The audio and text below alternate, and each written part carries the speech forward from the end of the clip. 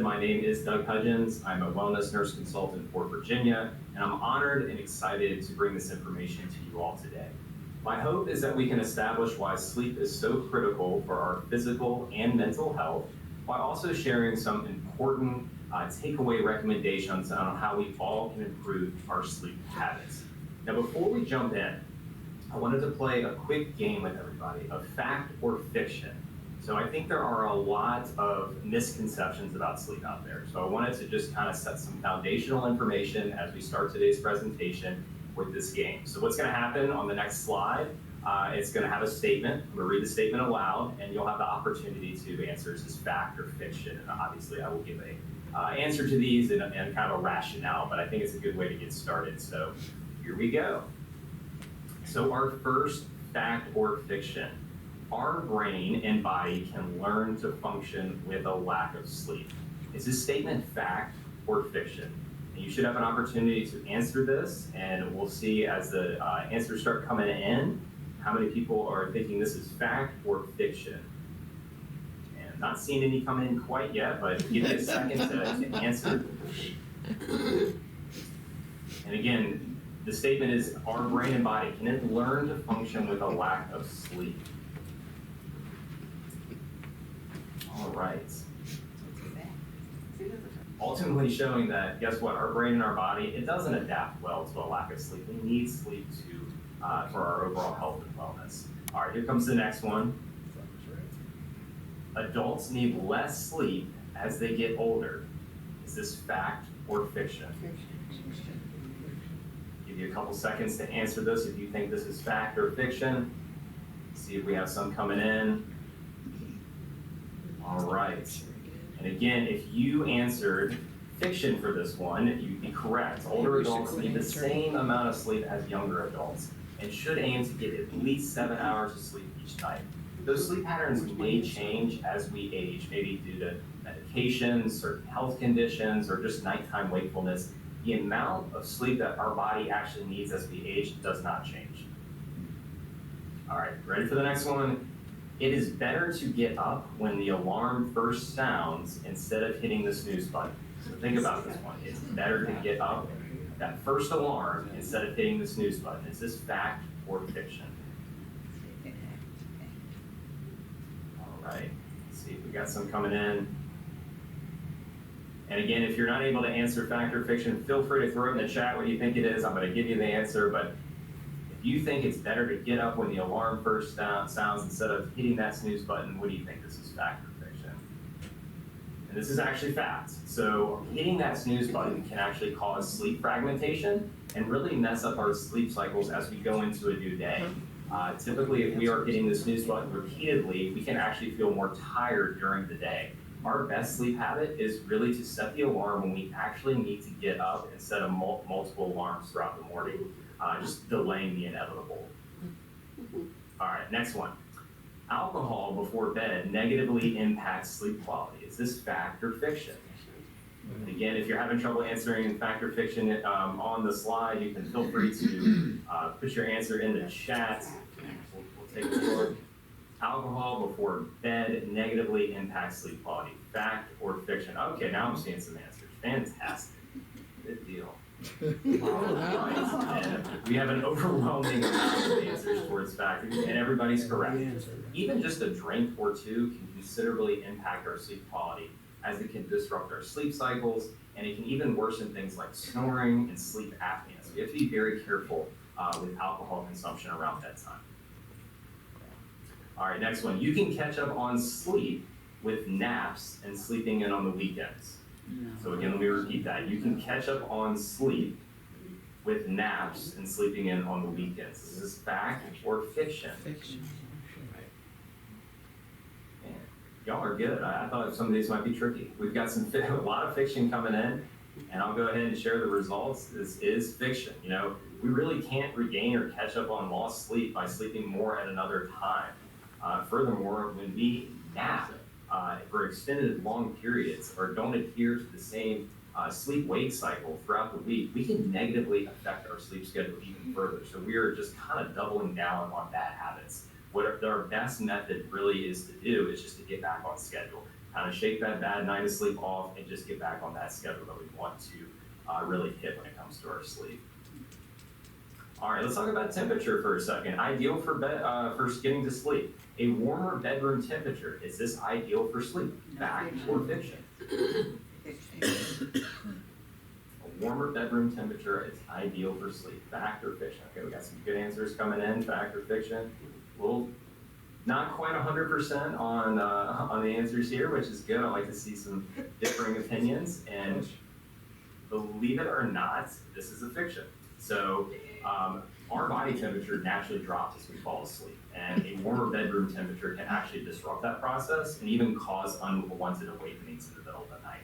Most people actually find a temperature in the mid-60s to be conducive to falling asleep and staying asleep. All right, next one. Using devices with screens such as smartphones, tablets, even our TVs. This is a good way to relax before falling asleep. So think about this one. Using devices with screens. Is this a good way to relax before falling asleep? Fact or fiction? Good. 100% fiction.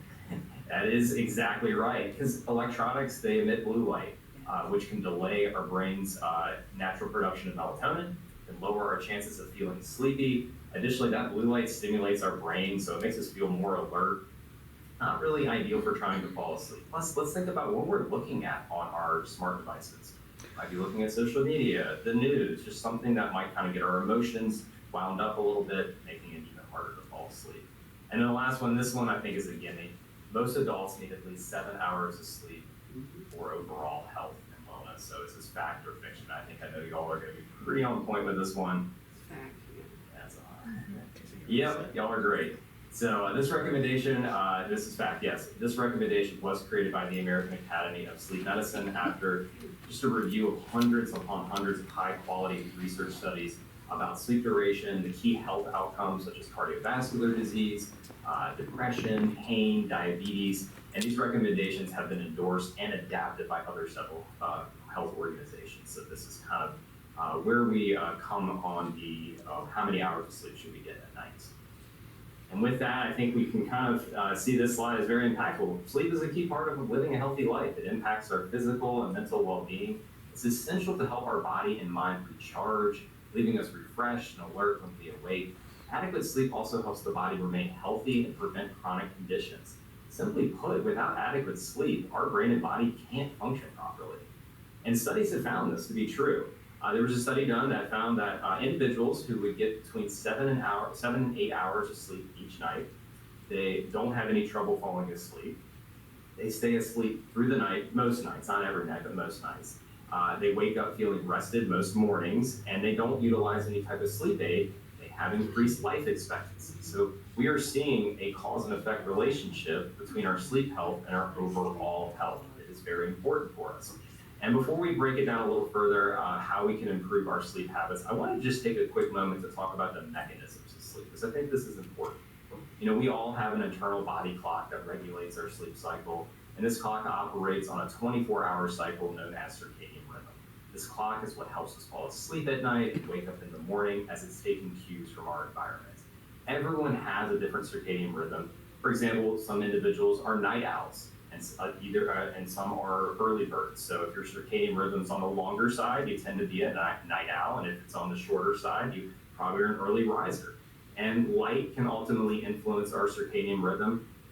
Once natural light disappears, the body releases melatonin, which is a hormone that our brain produces in response to darkness, which ultimately induces drowsiness. And when the sun starts to rise, light signals received through our eyes transmit the message to our brains and our bodies to release the hormone cortisol, which is going to promote energy and alertness.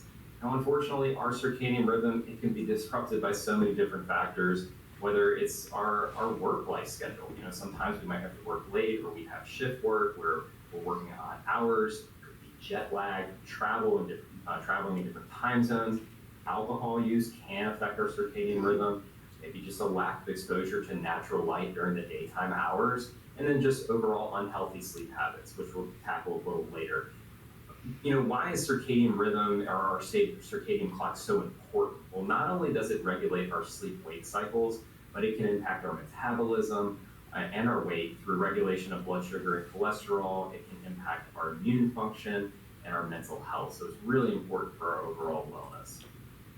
And part of that 24-hour circadian clock is the time we actually spend asleep, which are our sleep phases. And experts have been able to pinpoint a pattern of our sleep as it relates to our brain activity. And this is where we get the different stages of sleep. These stages are important because they allow the brain and body to recover and develop. And when we fail to reach certain stages, it does impact our sleep quality, ultimately impacting our health. Let's quickly just break down these stages. So the first 3 stages are known as that non-rapid eye movement sleep, where the final stage, or stage 4, is the rapid eye movement sleep, which we probably know as REM sleep. And so stage 1, you're seeing, a light sleep where the muscles begin to feel relaxed, our heart rate, our breathing, and our eye movements slow down. This stage might last several minutes. Stage 2 is our heart rate and breathing continues to slow down, our muscles become more relaxed, eye movements will cease as the body temperature starts to decrease. This is the longest of the 4 stages. And then stage 3 is very important and making you feel refreshed and alert the next day. The reason being, our heart rate, our breathing, our brainwave activity is all at its lowest levels during this stage. And then stage 4, or REM sleep, and this typically happens about 90 minutes after you fall asleep. If you do go into REM sleep, the eyes will start to move back and forth pretty quickly. That's kind of the characteristic of this stage of sleep. Your breathing, your heart rate, your blood pressure actually will increase. And dreaming occurs during REM sleep. And some studies have actually found that memory consolidation, where we kind of recall memories, happens during our REM sleep. And it really only lasts for about 10 minutes. And as the night goes on, we kind of go through these stages throughout the night. Each cycle is about 90 to 120 minutes. And most of our, each cycle is made up of that non-REM sleep. And you might be wondering at this point, we kind of alluded to it earlier, like how much sleep should I get? How many hours a night should I be getting? And I think we already know the answer to this. Adults, the recommendation is to get that 7 to 9 hours of sleep every night to the best of our ability, right? What I will say, I know everyone's life situations are very different, so there may be reasons why we're not able to hit that recommendation every night, which is understandable, but at the same time, if you're struggling with getting that recommendation on a regular basis, I would really recommend reaching out to your provider. We're going to give some recommendations on things that we should be kind of taking inventory of about our sleep habits that will really help clue our provider in on what might be going on, of why we might not be getting enough sleep. So just to continue to take notes of what's going on with your sleep habits if you're not getting that general recommendation. Something else I'll also point out, if you look at these other age groups, you think of newborns to up to teens. What's going on during those years? It's development. And they're all, their brain's developing, their body's developing, and they need a lot of sleep. And that really just kind of highlights how important sleep is to our overall health and development. Let's talk about a little bit more about the physical benefits of sleep, because there are many. How about a healthier heart? When we sleep, our blood pressure actually goes down. It gives our heart and our blood vessels a break. The less we sleep, the longer our blood pressure will stay up during that 24-hour cycle. Deep sleep also helps to regulate blood sugar, so it can play a role in maybe preventing or managing diabetes. When we reach that deep, slow wave part of our sleep cycle, the amount of glucose in our blood will drop. And when we don't reach that deep sleep, then we don't get that drop in the blood sugar, and we'll have a harder time regulating our blood sugar levels. Sleep deprivation also raises the risk of developing insulin resistance, which can ultimately lead to too much sugar in our bloodstream, so we have to be careful with that too. Sleep also helps strengthen our immune system. During sleep, the body produces cytokines, which help support the immune system in fighting infections. Ongoing lack of sleep actually negatively impacts the way our immune cells work, so it really does make us more susceptible to getting sick when we are constantly not getting enough sleep. And when we are well rested, think about what we have the energy to do the next day. A lot of times we have the energy to be active, we can exercise. We also typically, our appetite is more regulated, we might make better nutrition choices, so this all can play a role in weight management. So it's really important to think of sleep in that role too. Not only is sleep important for everything else we already mentioned, but if we are really trying to eat well and we're trying to exercise on a regular basis, sleep's an important component of that. How about our mental well-being? Well, when we get enough sleep, it can be easier to focus, take in new information. Sleep can better equip us to make decisions and be creative. We just have more capacity to store memories and recall. Also, during sleep, we process our emotions. It's an opportunity for us to kind of hit that reset on a rough day and really maybe be better prepared for the challenges of the next day. If we cut our sleep short, I know I've been there before, we are a little more, we might have more negative emotions that next day. We might lack patience, we might be more irritable. These things happen when we don't get enough sleep, especially as it's ongoing. And speaking of ongoing, when we look at chronic sleep deprivation, let's see what happens here. Too little sleep interferes with cognitive processes like concentration, problem solving, and memory. As I just mentioned on the last slide, it can make us moody and irritable. It can even make us anxious or depressed. Sleeplessness reduces physical coordination, which causes sleepless individuals to be more accident prone. Sleeplessness impairs our reflexes so much that when sleep-deprived individuals are tested on a driving simulator, they perform as badly or worse than those who are drunk. So that really gives us a picture into how our motor functions and just our ability to operate a vehicle. That's really it's interesting to see that a lack of sleep can be so dangerous. And additionally, a lack of sleep can also impact judgment, as less than 5 hours of sleep on a nightly basis is correlated with riskier behavior. And as we've already kind of alluded to, it's our immune function. It's an important recovery period that we need to really help our immune system. A lack of it's going to hamper our healing and weakens our immune system. And it's really important to understand that sleepless individuals have actually been found to have higher levels of that stress hormone cortisol. And the long-term effects of high cortisol levels include increased risk of diabetes, heart disease, and bleeding. As we talk about, making sure we get enough sleep and all the health benefits of it, what are some common sleep disorders that might disrupt this? And we all might be familiar with these, so I just wanted to quickly review them and maybe give some signs and symptoms of what they look like. Insomnia is where people have difficulty falling or staying asleep. Symptoms may include lying awake for long periods of time before falling asleep, or waking up often during the night or too early in the morning, or just having unrefreshing sleep. Women are actually somewhat more likely to suffer from insomnia than men. 1 in 4 women have certain insomnia symptoms, such as trouble falling asleep or staying asleep, compared with fewer than 1 in 5 men. Sleep apnea is next. This occurs when a person's breathing is interrupted during sleep. There are 2 types of sleep apnea, obstructive and central, and these symptoms might include anything from snoring, daytime sleepiness, fatigue, restlessness during sleep, and even gasping for air while you're sleeping. And this can present differently in men and women. Men are more likely to report apnea symptoms like loud snoring or periods of not breathing, and are less likely to experience insomnia compared to women. And these gender differences for sleep apnea are not completely understood, but are thought to be caused by differences in the distribution of body fats, upper airway anatomy, especially as we age, and then differences in hormones and breathing control. And sometimes these differences among men and women can lead to delay in diagnosis. So it's important to always report any sleep-related symptoms because it can kind of clue a provider in about what's going on. And restless leg syndrome, this is a sleep disorder that causes an intense, often irresistible urge to move the legs. The sensation is brought on by either lying down or sitting for prolonged periods of time, so maybe like a long car ride or a long flight. And it typically occurs in the evening time, making it really difficult to fall asleep and stay asleep. And then lastly, we have narcolepsy. This is a neurological disorder of sleep regulation that impacts the control of sleep and wakefulness. Individuals with narcolepsy experience excessive daytime sleepiness with uncontrollable episodes of falling asleep. And these sudden sleep attacks, they can occur at any time during any activity. So this is a very scary condition for those individuals who experience it. And really quickly, there are some additional risk factors we have to think about for sleep disturbances. One of the most common conditions associated with insomnia are depression and anxiety.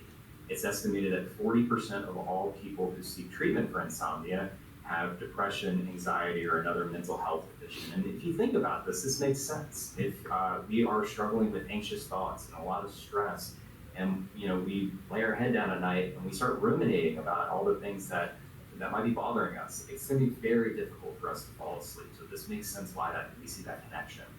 There are higher rates of sleep disturbances that are correlated with advancing age. However, many sleep problems, like insomnia or disturbed sleep, they're not a normal part of aging. And there is no truth to the notion that older adults need less sleep than younger adults. These sleep complaints may, may be due to, again, as I mentioned earlier, maybe a medical condition, or it could be a medication that an individual's taking. So it's important to remember that it is not a normal part of aging, and if sleep disturbances are common for older adults, then you definitely need to reach out to a provider, have those conversations about what may be causing those sleep disturbances. And as we kind of alluded to also earlier, it could be our type of work that we're doing. We work shift work, night work, we're traveling a lot, maybe different time zones. There's a lot of things that can really throw off our sleep and cause some health issues. And one of the items that were under the related content, I wanted to point out, there's a sleep diary. And this is a great way for us to analyze our sleep quality by really just asking some important questions. By keeping some sort of record of, we can calculate total sleep time, we can identify sleep disturbances and other factors that might ultimately impact our sleep quality. So on this slide here, you see a couple examples, like how long did I sleep last night? Was I restless during the night? Did I need extra caffeine to get me through the day? Did I need to take a nap? Things of this nature will really start to clue us in on not only are we getting enough sleep, do we feel well rested, but what are the habits around bedtime and daytime that are impacting my sleep? And with that, I want to get into some healthy sleep habits that we can implement both during the day and at night that will hopefully alleviate some of the sleep concerns that we may all have. So first and foremost, exercise. Exercise is such a fundamental part of a healthy lifestyle. Our bodies were designed to be moving, and feeling physically tired at the end of the day is really going to help promote sleep. The neurotransmitter endorphins that are released during exercise can actually promote mental well-being as well. Exercise also increases the amount of deep sleep we get, which allows our brain and our body to recover and ultimately improve their sleep quality. We have to be careful with exercise though, so how close are we exercising before bedtime? One of the main things to think about is our core body temperature is elevated for 30 to 90 minutes after exercise. That's not really a great time to start falling asleep. So be mindful of how close to bed time, or when you're starting to kind of wind down at night, are you exercising? It's important not to undermine nighttime sleepiness with naps. A quick 15-minute power nap here and there is okay if you really feel like you need it and it refreshes you, but extended naps can really sabotage our bedtime. Not only in the length of the nap, so if you're extending past that 15 minutes, but not only can that negatively impact your sleep at night, but think about the timing as well. Sleep experts recommend that if you do nap, don't do it any later than 2 p.m. in the afternoon, because any time past that, you're really going to start potentially upsetting your sleep schedule at night. Chemicals or things like nicotine, alcohol, and caffeine can all have stimulative effects and disrupt our sleep. Many people really underestimate the impact of caffeine on sleep quality. It stays in our system much longer than we typically think. The half-life of caffeine, meaning how long it stays in our system and how long it takes for it to be halfway metabolized and out of our system, it varies from person to person, but it's typically around 5 hours. And meaning the quarter life of it, meaning how long it takes for 3/4 to be metabolized, is around 10 hours on average. So think about this. If you drink coffee, maybe mid-afternoon or right after lunch, you've got about a quarter of that caffeine still circulating in your system at about 10 p.m. So if you're struggling with falling asleep at night, it's really important to remember that that can really upset our ability to fall asleep. Sleep experts also advise that we adhere to the same sleep schedule, bedtime and wake time, every day, including weekends. I know that can be challenging. We think, okay, it's the weekend. I might sleep in a little bit. I might stay up a little later. We really should try to stay to the same sleep-wake cycle 7 days a week to make sure that we are really getting our body acclimated to a normal sleep schedule as best to our ability. On average, believe it or not, we actually spend 87% of our time indoors. And with lower levels of light exposure that we would naturally get outdoors, it can really impact our ability to fall asleep at night. So studies show that daytime light exposure can help us achieve quality sleep. And if we are spending the majority of our days indoors, we might be missing out. And according to the National Institute of Health, exposure to sunlight or daylight in the morning can really help regulate our sleep patterns. So, one habit that we can implement is maybe first thing in the morning when the sun's shining is to get out and get some of that sunlight, and that can really help us, with our light exposure during the day to make sure we are getting enough of that natural light. And then lastly, think about our emotional health right before we are getting ready for bed. We really should try not to get into arguments or get too stimulated by negative emotions near bedtime. So I mentioned earlier looking at electronics, and this is where this kind of falls into. When we look at social media or the news close to bedtime, it can leave us feeling aggravated, we can be wound up, we might be sad, we can be overwhelmed, and this is just not a good recipe to really get ready for bed. Studies have shown that there is a link between social media use with poor sleep quality, insomnia, and short sleep habits. So we have to be very careful with what we're looking at before we go to bed. And again, those smartphones and those tablets, they're emitting that blue light, and that blue light's going to keep us stimulated. It's going to again mimic that daylight, so our brain's going to be somewhat confused, making it harder to fall asleep. And part of our sleep habits are our sleep environment. So let's look at some of these. So our bedding. A solid combination of bedding materials, the overall structure, core, and comfortability of a mattress can improve sleep quality. Bedding should be something you pick based on certain criteria, maybe body weight, your normal sleep conditions, and even maybe some underlying health conditions such as low back pain. Consider these things when purchasing a mattress to make sure it is something that is going to ultimately help you fall asleep at night. If we look at noise, we can improve our sleep environment by eliminating any troubling noises. White noise machines are a great tool that can be helpful if we just have sounds that come into our bedroom at night that we really can't control, so that those really help to eliminate those sounds that might be coming in. Light, we really need to make sure we are turning off and covering lights as much as possible. You want your sleeping area as dark as possible. So some people use blackout shades or maybe wear an eye mask. This can be helpful to really tell the brain, hey, it's darkness, it's time to go to sleep, especially if you do have, uneven work schedules or shift work where you might be having to sleep during the day. Blackout shades or an eye mask might help to kind of turn everything around so you can fall asleep easier when you need to. Think about the temperature. We need to make sure our room is not too hot or stuffy. When our body is at a higher temperature, it can cause us just to be more alert and awake. And believe it or not, most people do find they sleep best in a bedroom where the temperature is around 65 to 68 degrees Fahrenheit. So again, we're trying to get that nice cool temperature to really start to settle us down before bed. And then we think about air quality. Any air pollution can increase the risk of poor sleep. We need to make sure that we are reducing indoor allergens, or make sure we're regularly cleaning our bedding and vacuuming in our bedroom, and just improving our air quality as much as possible. This might include also changing air filters on a regular basis, utilizing an air purifier, humidifier, dehumidifier, just to make sure that we are getting the best quality air as possible. And then if your sleep habits are good, but you're still regularly having a difficult time falling asleep, again, it might be helpful to take a little more time in the evening to just start to set that mood for sleep. Some calming bedtime practices might be drinking herbal tea, uncaffeinated, of course, taking a warm bath, maybe engaging in a restful activity like listening to soft music, reading, or knitting. These all can be a good bedtime ritual, just to find what helps calm you at night. And maybe if you're not falling asleep as fast as you would like, start those a little earlier just to kind of get the mind and the body ready. And unfortunately, sometimes we settle at the end of the day and we just can't fall asleep. Our mind won't cooperate. I know I've been there before where I'm just tossing and turning, I'm ruminating on certain things of the day or what's coming tomorrow, and that ultimately causes anxiety.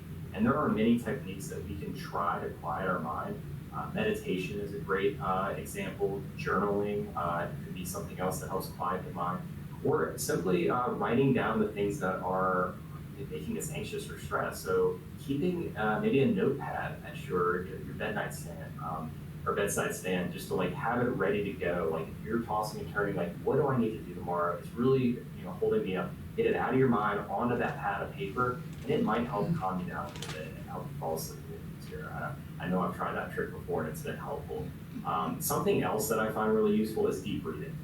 Deep breathing is a great way to calm your mind. It's one of the best ways to lower the stress in our body. It's because when we breathe in really deeply, it can increase the supply of oxygen to our brain. It can stimulate our parasympathetic nervous system, which ultimately is going to promote a sense of calmness. And the way you breathe really affects your whole body. So there are a lot of breathing exercises you can do to help relax, but the easiest and most common is belly breathing.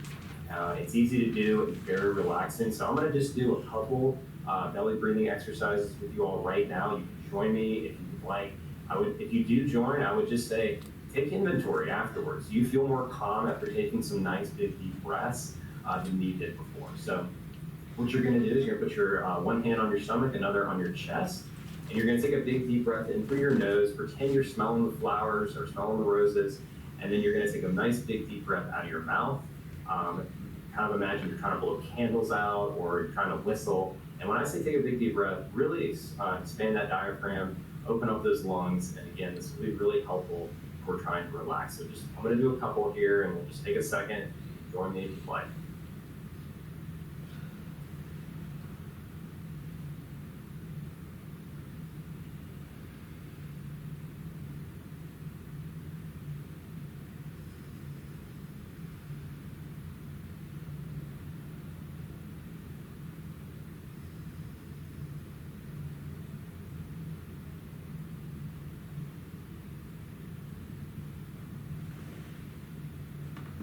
All right.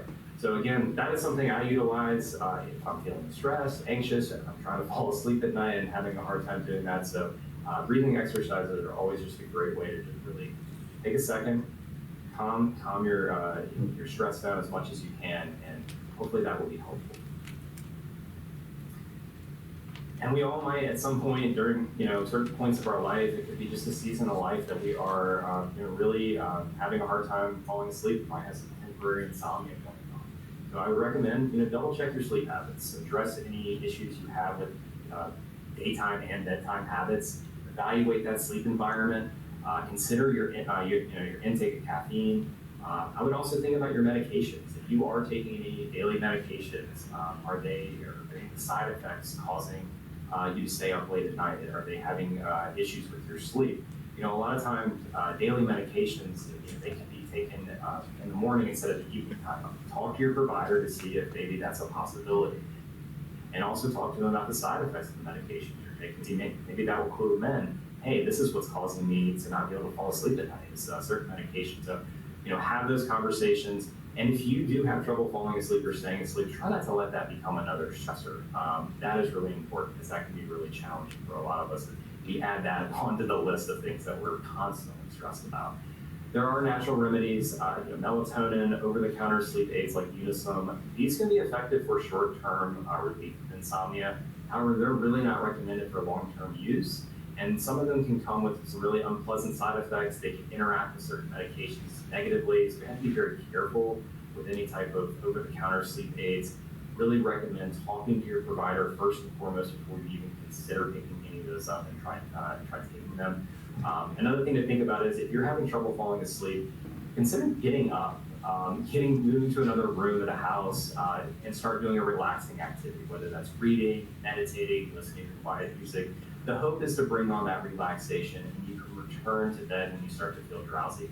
The reason this is impactful is we really don't want to associate a lack of sleep or just frustration with falling asleep with our bed. And if we have that relationship, we're going to really, again, add on to that stress. We have to be mindful that, hey, it's been 20, 30 minutes. I need to get up and go to another room and really try to wind myself back down.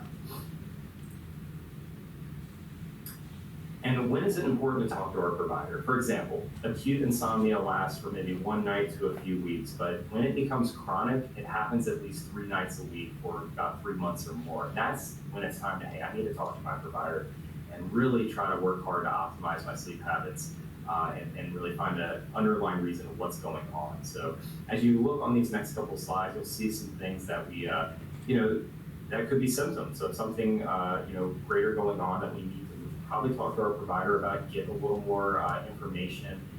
Potentially, we could do a sleep study. Again, there are other things that we can think about when, we're just not getting the amount of sleep that we need. We might be getting sleep, but we're not feeling rested. there are a lot of things that can really cause sleep disturbances. So we need to make sure that we are at some point, if we're having any of these signs and symptoms, talk to our provider about this. And the good news is, like I just said, there are things that we can do. These sleep disorders can be detected, they can be prevented. Again, sleep studies are also an option. So that is something that you can talk to your provider about, because again, what that's going to do is that's going to give us more data. It's going to give us more information about what's going on when we do fall asleep at night, or we might be struggling to sleep. So talk to your provider about, what are some precipitating factors? Is there a stressful event going on in your life? Is there something else that's happening that's maybe causing you to wake up in the middle of the night? Really kind of take as much information and data that you can about what's going on around your sleep, and let your provider know.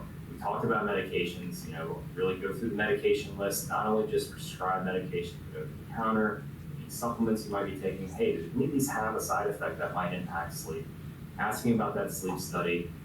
We really talked about mental health a little bit today too, and cognitive behavioral therapy is actually utilized quite a bit for insomnia. So this is something that really gets to the root cause of what's causing that anxiety and stress, instead of just maybe using something like a sleep aid. So that's another option when we do have some sleep issues. So again, these are things to consider when you are talking to your provider. And with that, I do want to give a couple member resources if you are a Blue Cross Blue Shield member. Talked a lot, hey, you should go see your provider. Well, if you the best person to talk about your long-term sleep issues may be your primary care provider. If you don't have a primary care provider, we can help. Visit your online provider tool to find a Blue Cross Blue Shield FEP preferred provider. You can use the website, you can go to the app, you can call the customer service number on your member ID card as well.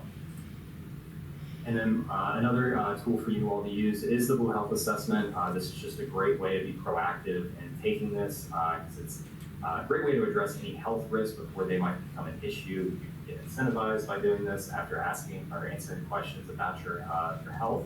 You'll get a personalized action plan to really kind of take it a step further, really set some health goals for yourself.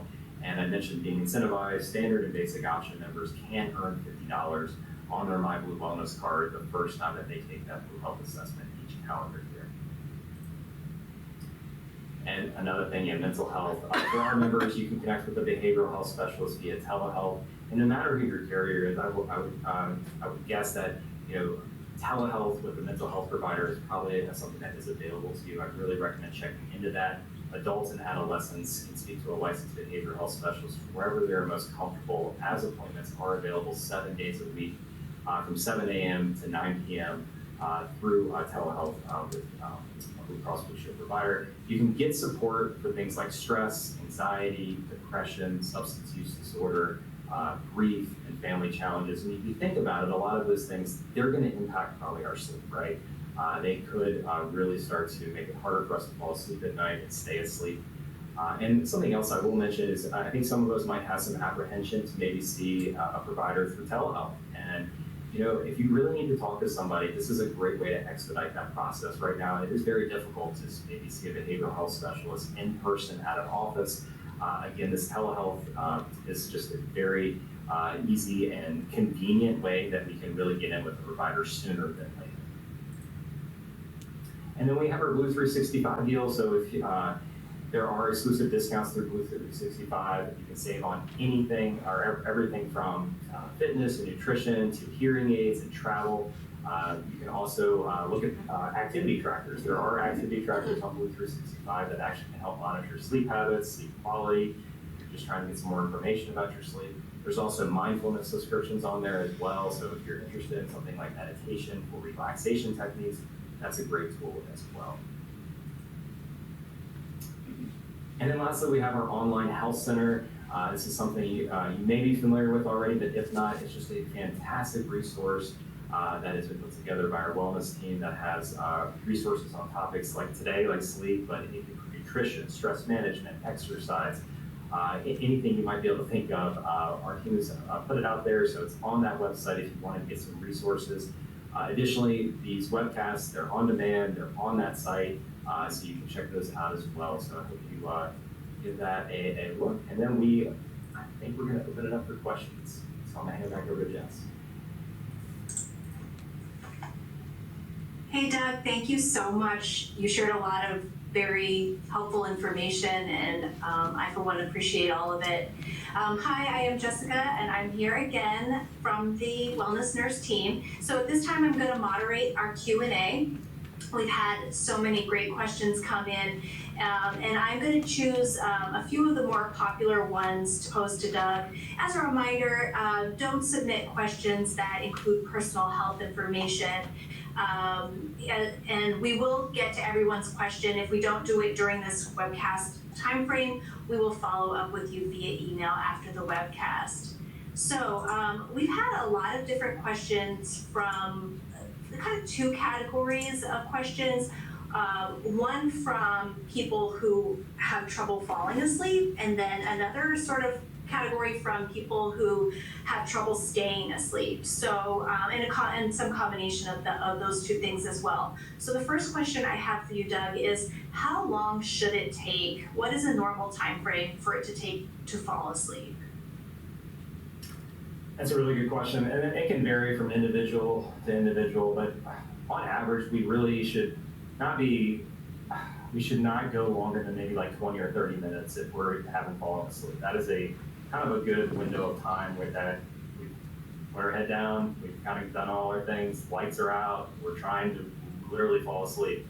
20 or 30 minutes should be a good frame of reference. And as I mentioned during the presentation, I think if you're struggling with that, really maybe getting up, going and trying a relaxation technique of some sort, and that's going to be different for everybody as well. Whatever helps to relax you, and also again, getting up out of the bed. I think it's important to get outside of the bedroom, changing the scenery, changing the environment, and then once you start to kind of get more relaxed, you start to find yourself drowsy again, go back to the bed and try to fall asleep.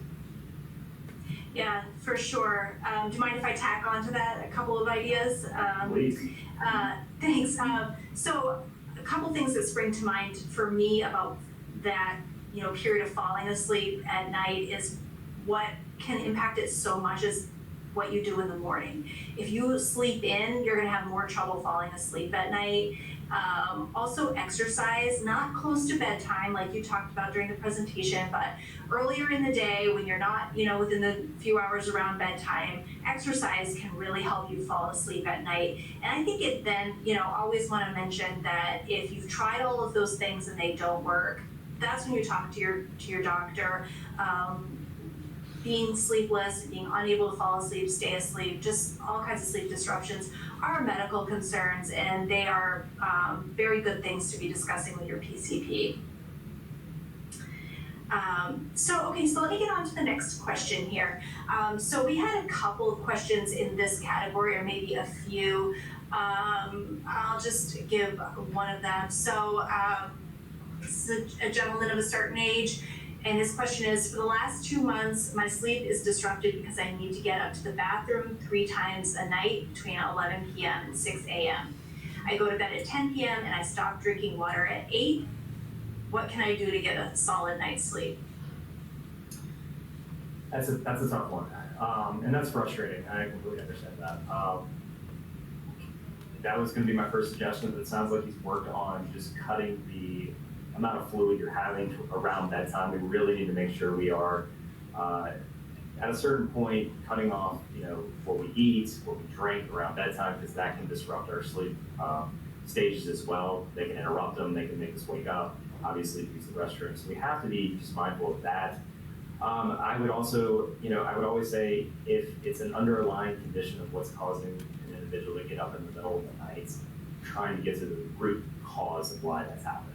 Obviously, it could be a medical concern. So just talk to your providers. It could be a medication that is maybe causing you to maybe get up frequently through the night. So those would be my first 2 things to think about is, okay, how much fluid are we having around that time? What are we eating around that time? And then also, what else may be going on that we want to talk to our provider and just get more fluid in and just let them know this is what's and I'm frustrated. I'm not getting enough sleep. What are your recommendations?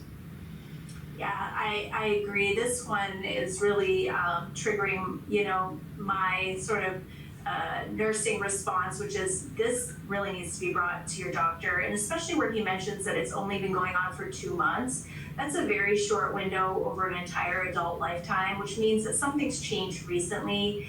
I would think he should have his prostate examined and tested, and then there could be other things too.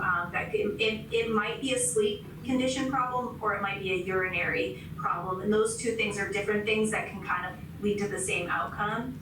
And I would also just throw in that, you know, for a woman, the concerns could be different. So see your gynecologist if you're a female and you're having those same problems. Okay, this is a really interesting one. Curious to see what you think about it. So are smartwatches or wearables helpful or accurate for biofeedback? And I'm assuming this person is asking about lots of different kinds of biofeedback, but probably most specifically tracking your sleep, length, quality, etc. Yeah, this one's tough. I think there's pros and cons. I think having a wearable that can tell you your sleep cycles, your sleep habits, you know, your quality of sleep, that's helpful information. But if we don't have any context to it, or we don't maybe understand it, I don't know how helpful that is. I think it's important to also realize that we can become very, and I talked about earlier, like sleep studies are good, and you know, these wearable devices might be helpful, but you can become very data driven, and it can kind of become its own stressor, and we worry about that. And we all have bad nights if we don't get a good night's sleep. It's just, that's part of life. And so I think it's important not to get too hung up on what our wearable device might say on a given night.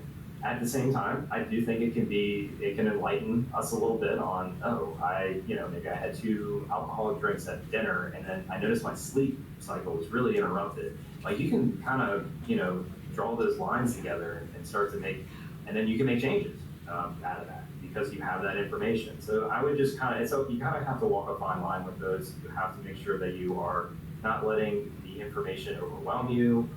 Make sure you understand the information that's being given. And if anything's concerning, don't ignore it. Talk to a provider about it. But yeah, I think there is some advantages to those wearables, but I think we also have to be careful.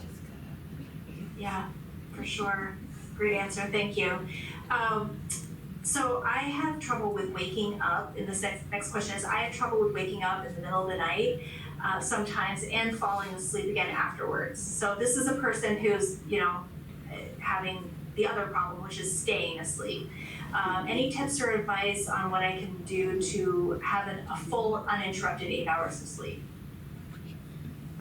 Yeah, that one's tough because we need to kind of figure out what's the underlying cause of what's causing the wakefulness in the middle of the night. So mentioned sleep studies, those, if this is a continuous problem, this is chronic. Obviously, if this happens every so often, that's one thing, but if this is happening on a regular basis, then I would really talk to a provider. And a sleep study may be beneficial because they can really pinpoint at what point of the night that you're being interrupted. And maybe it's a physiological change that's happening that's making you wake up. You also think about your sleep environment. What's going on in the room that you're sleeping in? Is there noise? Is there any kind of lights that's interrupting it? Is temperature? So things we talked about today a little bit. So really just taking that inventory. I'd recommend trying that sleep diary, kind of making notes of like, okay, what's happening on the day? Because I'm hoping it's not every night, but if it is every night, then again, that's more reason to talk to a provider. If you're waking up in the middle of the night and not able to fall back asleep, I think that's the concerning point. All of us, every now and then, will have a night of sleep and we just wake up and we're able to go right back to sleep. But is it, is it stress? Is it anxiety? What's causing you not able to fall back to sleep? And really just taking that inventory and trying to figure out what's the cause of the, not being able to fall back to sleep. Great. Thank you so much for that answer. Yeah. Okay. We had a lot of people ask us about melatonin, so I just found a question that sort of represented a bunch of them. What are your views on taking melatonin occasionally or even regularly?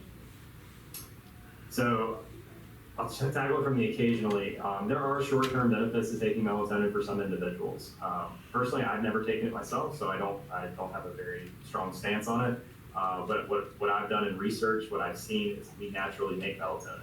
So how much extra do we really need? And so I would really recommend having that conversation with your provider first to see, hey, is this something you really need? Are you having temporary insomnia? It can be helpful in those situations, but only in the short term. Everything I've seen is long-term use of melatonin and sleep aids really not recommended, because again, you're kind of you might be kind of brushing over the real reason why you're having struggles with sleep. You're just kind of putting on a Band-Aid over it for just that time period. So again, I would just think of the reasons why you need it, because at the short term is always better than long term with something like that. But again, our brain naturally produces melatonin, so I don't know, you have to be careful on the doses and how much extra you're getting. And I know it can be unsafe for individuals who are pregnant, who might have underlying medical conditions. So we have to be very careful with just going to the pharmacy and picking up some over-the-counter medications, thinking that we need those things. I would just be careful with those and just talk to your provider first, have an honest conversation. It might be helpful in the short term, but I would say only the short term. Yeah, I couldn't agree more with that. I think that there's a lot of people who have extenuating circumstances going on. We're taking anything that's sedative, be it, Tylenol PM, a melatonin, a Unisom, anything. If you already have, if you take anti-anxiety medication, if you take antidepressants, if you're, if you drink alcohol before bed, then you add on another sedative and, things can happen. You could fall or, other bad outcomes. Also, I've experienced myself taking melatonin. You might have noticed it if you're a regular melatonin user. It does cause you to have more intense dreams, and once somebody says that to you, you'll start to be like, oh, that's right.